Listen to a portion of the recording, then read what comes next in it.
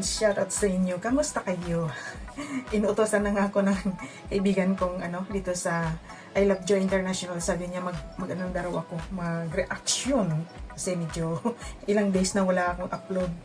So yan mga Lods, kamusta kayo? Ayan, so hanggang ngayon, sigurado mayroon pang hindi medyo naguguluhan pa sa mga nasagap na balita, hindi pa klaro sa isipan, o di ba? Kasi yung naririnig parang hindi nagkatugma yung ibang statement doon. Yung statement ni Ria Olarte, parang yung ibang statement niya hindi magkatugma doon sa sasabihin ni Mama Helen. So ito ating papakinggan kasi para maliwanagan tayo, mas maganda yung maliwanagan tayo. At least pagkatapos nating marinig ito, wala na, tapos na. Case closed na. Hindi na natin ito usapan muli, o di ba? Kasi nga hanggang ngayon pa rin talaga marami pa rin naguguluhan, marami pa rin hindi talaga maintindihan kung ano yung totoo. Kasi marami na namang lumalabas na kwento, di ba? So kung gusto yung puntahan nyo ang vlog o ang live ni Noli Vlogs, ayan, sa kanyang live, puntahan nyo at panoorin nyo ng buo. Pero kumuha lang tayo doon ng clips at ito ay ating i-highlight. Ito yung pag-usapan natin kasi ito yung parang pinaka-question sa karamihan. So, siyempre, kukuha tayo sa panig ni Ma'am Helen kasi nga na-involve yung pangalan niya dito doon sa screenshot ng pinag-usapan. Nandoon yung pangalan niya. Kaya gusto niya lang i-clear ang kanyang name about dito. So, ating pakinggan yan. Pero bagong lahat, kung bago ka pa lang sa aking channel, isang like and subscribe naman dyan. Masaya na tayo. Maraming salamat sa inyong suporta palagi. Maraming salamat. Shoutout yun natin muna ang ama ng Kalingap, Kuya Val Santos Matubang at Eve na Vlog. Kalingap, marami shoutout natin. At saka suportahan din natin lahat ng mga reactor, mga Joynatics. Suportahan natin. Yan. Shoutout kay Ted Cordero. Ay, si RJB Gumayaw. Ano po? Shoutout po. Pakipasya lang po. Sa mga Team A1, shoutout po. Pakipasya lang po yung channel ni RJB Gumayaw TV. Sa mga hindi pa po. Sa mga hindi pa po nakasubscribe diyan, ano po? Subscribe po kayo kay RJB Gumayaw TV. Ayan, happy. Ayan, ipin natin si RJB Gumayaw. Happy lang ika. Diba? Maraming salamat Kak Noli sa inyong pag-shoutout sa aking channel. Ayan, yun nga, sa hindi pa nakapag-subscribe, pakipindot naman yung likes and subscribe. Ang channel nito ay happy lang tayo. Laging good vibes lang dito. Ayan. Pero ito, muna tayo sa issue. Klaruhin lang natin. So, ito pakinggan na natin ang side ni Mama Helen. Isa po ito sa napakalaking sponsor ni Joy. Ayan. Pakinggan natin ang kanyang saloobin, ang kanyang explanation tungkol dito sa pag-involve ng pangalan niya. Kasi, ito po, magsasalita ako regarding dun sa ni Rhea. Kasi kasama yung pangalan ko. Ito po, sasabihin ko sa inyo, kaya ako nandito para magsalita regarding dun. Gusto ko na sanang matapos pero yung dahil na yung pangalan ko, gusto ko pong magsalita, dapat kahapon pa. Ganito po yun. Actually, nung nangyari tong mga gulong to, ako talaga, unang inano namin si Sisnel. Ito, si Rhea ang una kong tinawagan. Bakit ganun? At sumasagot siya ng maayos sa akin. Nung huli, sabi niya, hindi ko po alam ang lahat. Kausapin niyo po si Joy. Hanggang naisip ko yon, inano ko si Sisnel, magtulungan tayo kung paano ma-reach out si Joy. Kasi hindi namin niya nakakaano si Joy. Hanggang dumating ang time po na medyo naka-reach out nga po, yun, ang sabi lang nung bata, nalulungkot lang po siya. Kasi kung mawawala ang Danjoy, paano na silang magkapatid? May point po, di ba? Pero yung sinasabing love them, alam niya lahat na content lang. Content lang yun. At nalungkot lang si Joy. Yung iyak, hindi naman po ganun ka, na umiyak talaga siyang grabe. Hindi po. Lang po, nalungkot siya. Kasi may nasabi na ata sa kanya si Kalinga Prab, baka mahinto ang Danjoy. Ayun, nalulungkot siya kasi minahal niya syempre yung programang yun dahil yun ang nakatulong sa kanya. Doon si Joy nasaktan lang dahil sa ganun. Pero po, actually ngayon masaya na si Joy. Ang saya niya. At wala tayong hinahabol, hindi tayo naghahabol kung sino. Masaya po si Joy. Yung mga lumabas na ganung kwento po, lang po, parang na-exad lang yung pagkakakwento. Pero si Rhea kaya nakakausap ko dahil siya po ang pinagkatiwalaan sa lupa. Siya po ang ni-reach out ko nung sa lupa. Yun po. Hanggang ngayon po, siya. Pero po sa pag-uusap namin, wala po ako nakikitang mali sa pinag-uusapan namin. Dahil lagi siyang nagsasabi, ate, hindi ko po alam ganun. Ganun po, totoo yan. Andyan si Lord, hindi po ako nagsisinungaling. Kaya ako walang makitang mali. Kaya nagulat ako nung ganun ang kwentuhan dun sa siguro si Rhea siguro alam niya kasi na talagang ano ko kay Joy. Kaya ingat, parehas kami nag-iingat. Ako nag-iingat din. Sa totoo lang. Kaya yun siguro. Kaya nagulat ako kung bakit ganun. Dahil pagkausap ko siya talaga, okay, wala kaming problema. Wala siyang sinasabing masama. Wala po talaga.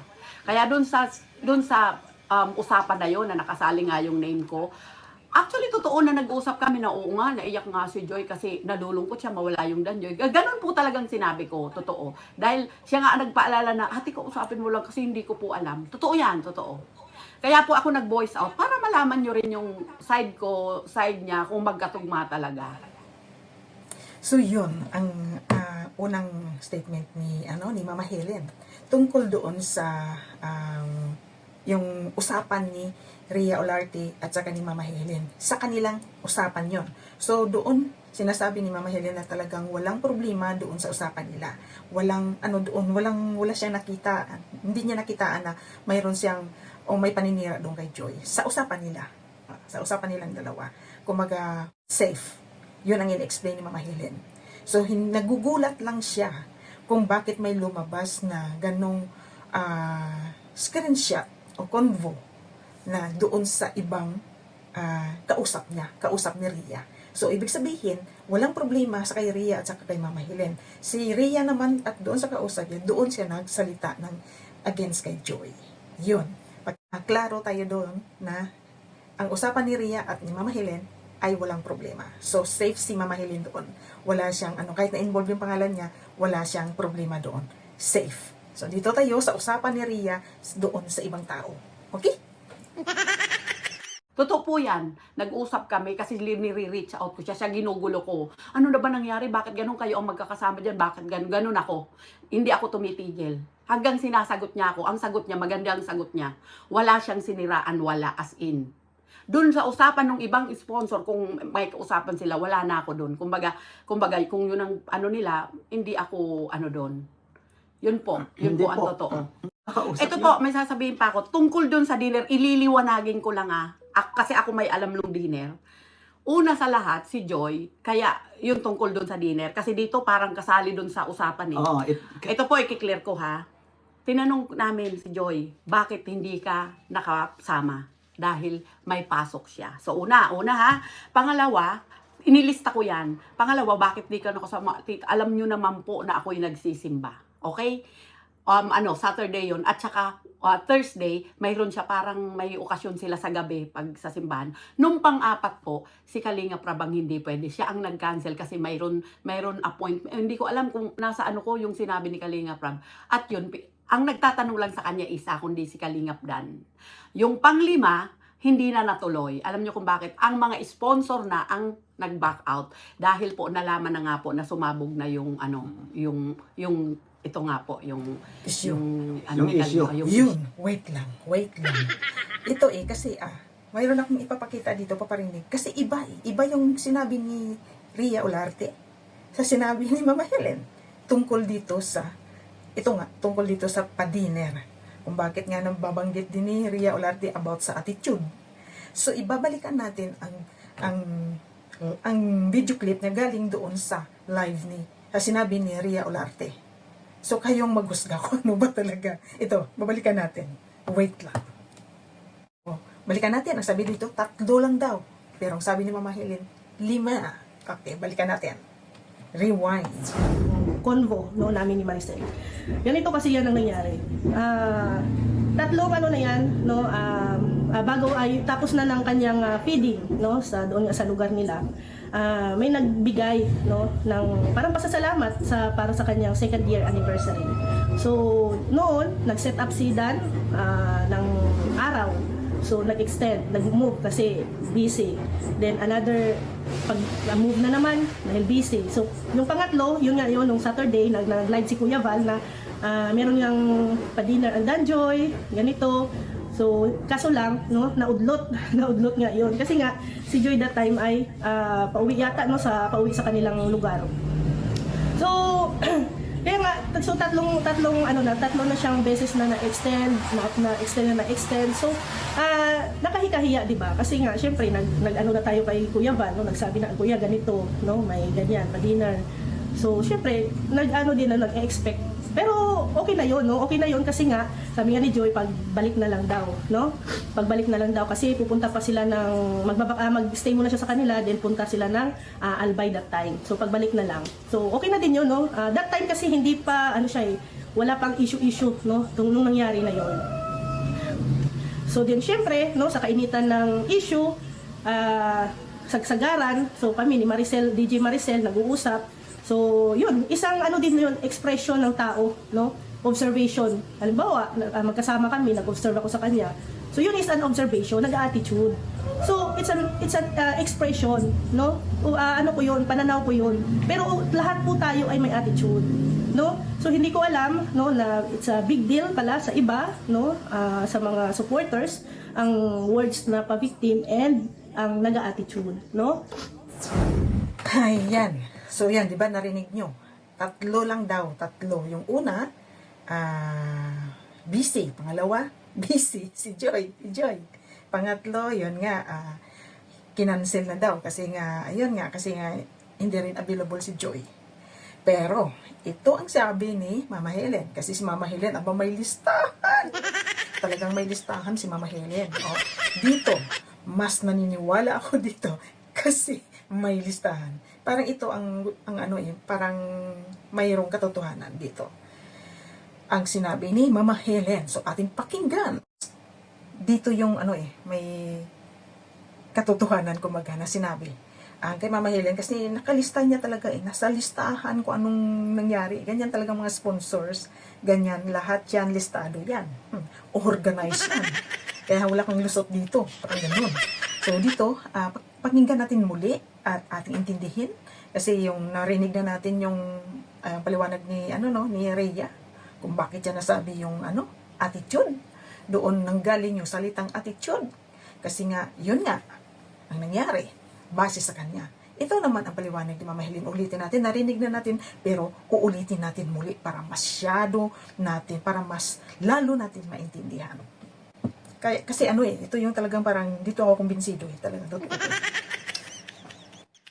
Po, may sasabihin pa ako, tungkol dun sa dinner, ililiwanagin ko lang kasi ako may alam nung dinner. Una sa lahat, si Joy, kaya yung tungkol dun sa dinner, kasi dito parang kasali dun sa usapan Ito po, ikiklear ko Tinanong namin si Joy, bakit hindi ka nakasama? Dahil may pasok siya. So una Pangalawa, inilista ko yan. Pangalawa, bakit di ka nakasama? Alam nyo naman po na ako'y nagsisimba. Okay? Saturday yon at saka Thursday, mayroon siya parang may okasyon sila sa gabi pag sa simbahan. Nung pang-apat po, si Kalinga Prabang hindi pwede. Siya ang nag-cancel kasi mayroon appointment. Hindi ko alam kung nasa yung sinabi ni Kalinga Prab. At yun, ang nagtatanong lang sa kanya isa, kundi si Kalingap Dan. Yung pang-5, hindi na natuloy. Alam niyo kung bakit? Ang mga sponsor na ang nag-back out dahil po nalaman na nga po na sumabog na yung ito nga po, yung issue. Yung issue. Yun, o diba? Klarong-klaro. Mas klaro pa sa sikat ng araw na walang cloud. O diba? Sobrang klaro yun. O, 5. O diba? Una, busy. Pangalawa, busy siyempre sa... busy si John. Pangatlo, doon sa basta. Yung pang-apat, si Kalinga Prab na yung nag-cancel kasi nga may lakad. Yung pang-5, nag-back out ang sponsor. Kasi doon na sumabog na ang issue tungkol. Alam niyo na yung issue, o diba? Kaya, yun. Kumaga 5 beses. Ang kaya explanation niya 3 lang. O diba? So, kayo na ang bahala. Humusga o mag-intindi kung saan ang mas totoo. Ayan. Pero, sabi ko sa inyo, pagkatapos nito, klaro na sa ating isipan, o diba? At move on na tayo, i-close na natin ang case na ito kasi may nanalo na. lang. Happy lang. Kaya yung paliwanag ni Ma'am Hindi Rhea po, doon, hindi na po. ika nag-attitude doon sa dinner, hindi nagpunta.